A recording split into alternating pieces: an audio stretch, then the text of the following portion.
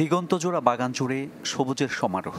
Apple কুঁড়ির বাতাসে দোল খাওয়ার এই দৃশ্য নয়ন জুড়ালেও শান্তি নেই কৃষকের মনে। ইতিহাসের উষ্ণ বসন্তের পর ক্রিমিয়া উপদ্বীপে দেখা দিয়েছে ভারী তুষারপাত, যার নেতিবাচক প্রভাবে দেদারসে মরছে ফল সহ মুকুল। আর দুশ্চিন্তায় ইউক্রেনের কৃষকরা। সাধারণত ফুল ফোটার সময় আসে বিপরীত তুষারপাত। এবছরে আঘাত হেনেছে যখন বাগান ভরা ছিল ফলে। তীব্র হিমবাহে ফল সহ ক্ষতিগ্রস্ত হয়েছে পুরো বাগান।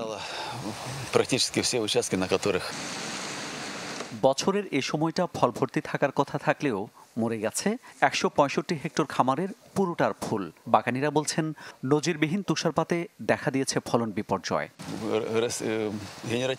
ফুল ফোটার সময় তুষারপাত এই প্রথম দেখছি।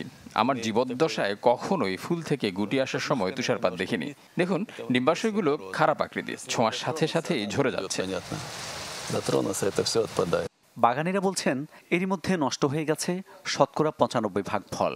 এতে শঙ্কা তৈরি হয়েছে আপেল সংগ্রহের লক্ষ্যমাত্রা পূরণ নিয়ে। ৩.৫ থেকে ৪,০০০ টন আপেল সংগ্রহের পরিকল্পনা করেছিলাম আমরা। অবস্থা যা দেখছি আর বিশেষজ্ঞরা যা বলছেন, এতে ১০০ বা ২০০ টনের বেশি ফল পাওয়ার আশা করা যাচ্ছে না। চলতি বছর আপেল রপ্তানি খাতে ১৩০ থেকে ১৫০ মিলিয়ন রুবল রাজস্ব আদায়ের লক্ষ্য ছিল ইউক্রেন সরকারের, যা উল্লেখযোগ্য হারে কমে যাওয়ার শঙ্কা তৈরি করেছে অসময়ের তীব্র তুষারপাত। মামুন উর রশিদ, চ্যানেল 24।